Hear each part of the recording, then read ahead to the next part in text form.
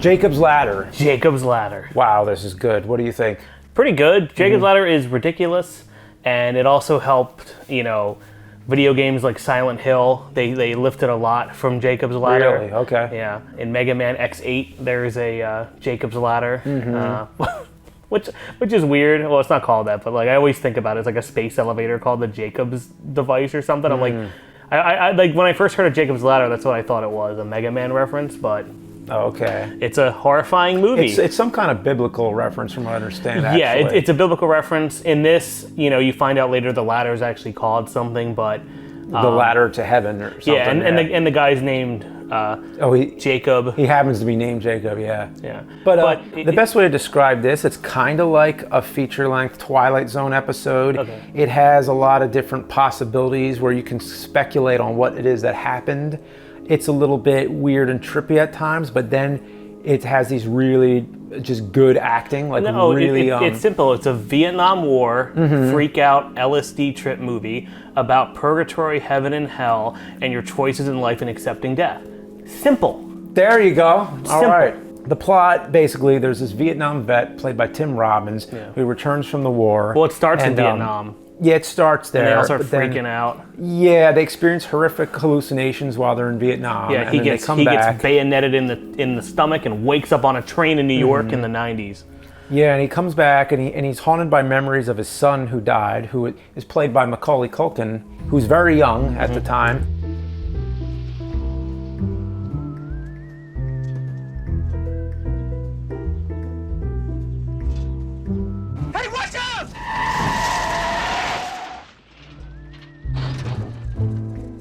He keeps slipping into different realities all the time. So he goes between the war, his old family, and his current life. Yeah. As working as a postal service guy.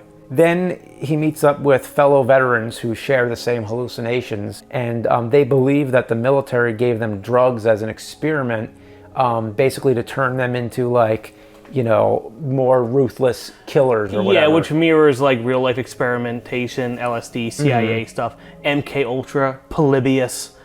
Yeah. All down the same rabbit hole, my friend. Exactly, yeah. So he goes to a lawyer. George Costanza.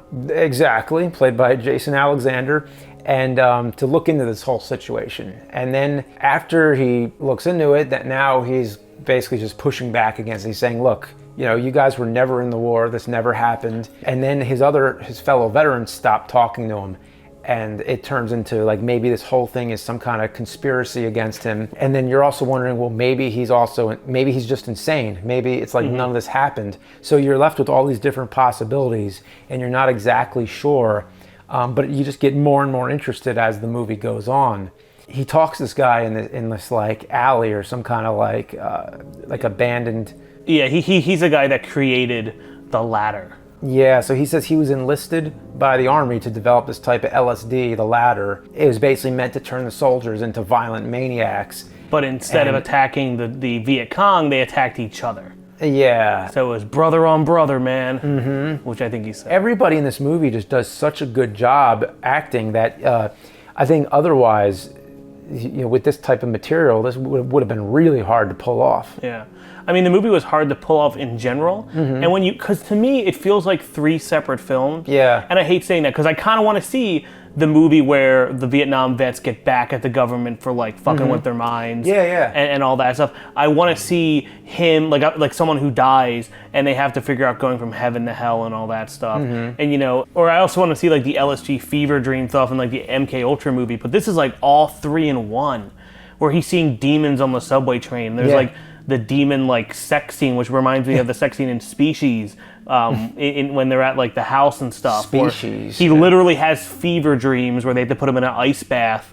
The movie is super disorienting. It's super uncomfortable. Yeah. Much like all of our deaths. Yeah.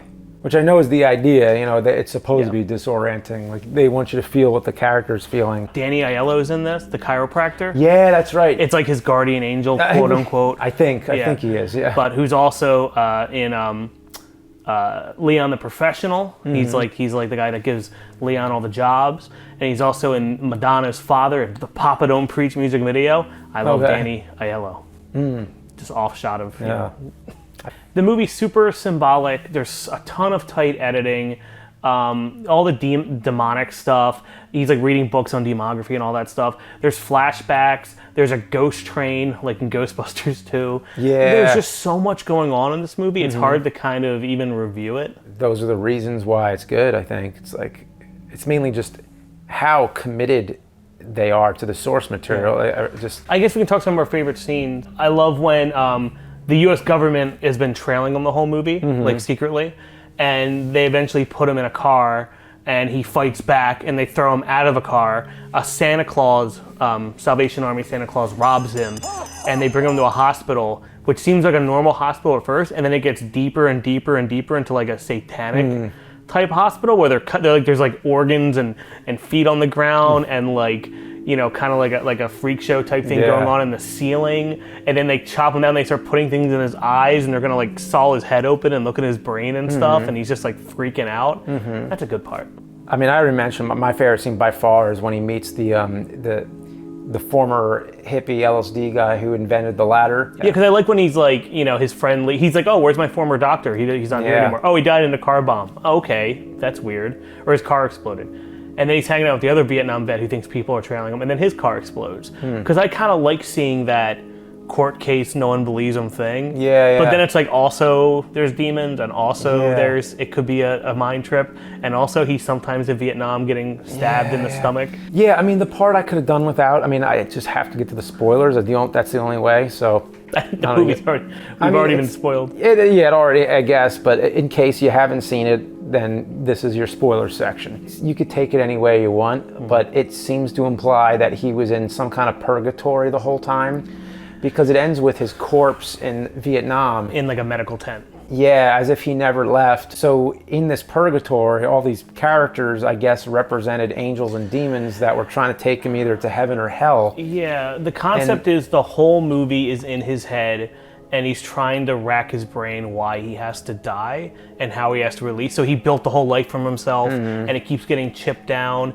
Danny Aiello, his guardian angel, says, listen, if you're ready to go, you know, everything looks like angels, like you're going to heaven, like his son, Macaulay Culkin, brings him to heaven at the end, or they're going to look like they're demons and they're going to keep dragging you down. And even the Vietnam doctors, when he dies, are like, oh man, he put up a hell of a fight, but he had to let go. So it's like you could see, like, okay, that's Macaulay Culkin taking him to heaven, or that's just a flashback of him holding hands with his son. Right, so that's like, true too. I mean, it's kind of like near-death experiences where like your brain fires off when you die, and like, you know, your life flashes before your eyes, but he makes like this construct up. You know, I kind of wish he just walked up the stairs in Macaulay Culkin and you just didn't see the ending with him in the tent, because then it's up to your own interpretation. Yeah, I know. It's like, and this is funny because if you've seen the Siskel and Ebert review of it, you know how they argue about everything? Yeah. They both liked the movie, that's the thing, but they just find that one thing to argue about. Gene Siskel, he brings up that he didn't like the ending because it like kind of explained too much. He would have rather had it be open-ended. And then Roger Ebert just jumps down his throat the whole time and just like attacks him completely for it, which is what they do. I mean, that's why they were so entertaining to watch. But regardless of if the demons or the things are in his head or if it's real or not real or whatever, he still dies in the end, and he still has to let go of the realization that yes, he has to die and he has to stop fighting. That's what a great message. I think I would have rather it been more about like, is he insane or is it a government conspiracy? But having it be like, oh, he was dead the whole time, I kind of didn't like that as much. One more fun thing. Yeah. It's a great movie. I think regardless, it's really good. There's a part in the beginning where the first time you see Tim Robbins, he's taking a shit in the woods in Vietnam. And he walks up and all the guys like Ving Rhames and whoever are like yelling at him. He doesn't talk to them. He just keeps chuckling. He keeps going like, so I'd like to put together a reel of all the chuckling in the opening because it's really fucking weird. Tim Robbins.